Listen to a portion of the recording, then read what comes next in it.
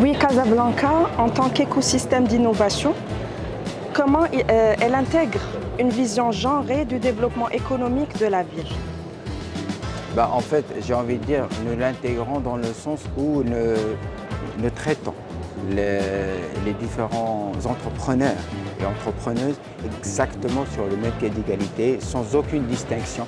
Pour nous, quand on s'adresse aux start-upers, quand on s'adresse à ces petites entreprises qui recèlent énormément de créativité et d'innovation, on ne regarde pas, j'ai envie de dire, le sexe, est-ce que c'est féminin, est-ce que c'est masculin. Pour nous, c'est exactement la même chose, au contraire.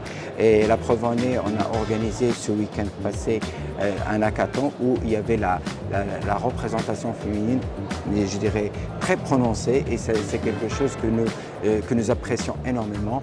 Et pour nous, aujourd'hui, le génie marocain n'a pas de genre, au contraire, c'est, alhamdoulilah, la jeunesse marocaine est tout simplement riche d'innovation, de créativité. Et c'est ça, et c'est sur ça que nous tablons pour justement pouvoir transformer la ville de Casablanca en Smart City. D'accord. Dans la course au leadership africain de l'innovation, quelle place Casablanca réserve-t-elle aux entrepreneurs du continent?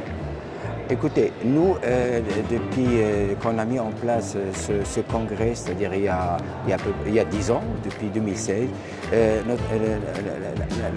la raison d'être même de cette plateforme, c'était de pouvoir offrir aux villes africaines, aux entrepreneurs africains, une vitrine, une porte, une fenêtre sur ce qui se passe, sur les meilleures pratiques en la matière dans le monde entier.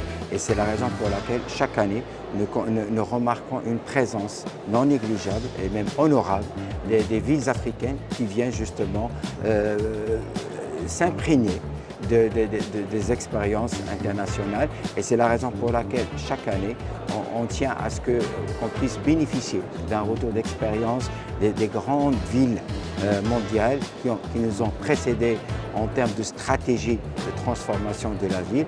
Et alhamdoulilah, aujourd'hui, je pense que l'objectif est atteint, puisque, comme vous allez le constater tout à l'heure, il y a un parterre de délégations africaines et internationales plus que honorable.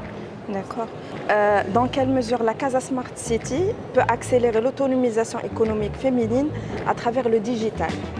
Écoutez, Casa Smart City ne peut être qu'un outil, qu'un levier pour justement mettre en avant et mettre en valeur cette démarche d'entrepreneuriat féminine dans le sens où il lui offre cette possibilité de promouvoir ses réalisations, que ce soit en termes de créativité, que ce soit en termes d'innovation, indépendamment, j'insiste là-dessus, indépendamment du genre. Aujourd'hui, Casablanca Smart City est une plateforme ouverte, vraiment ouverte à toute l'innovation marocaine des startups.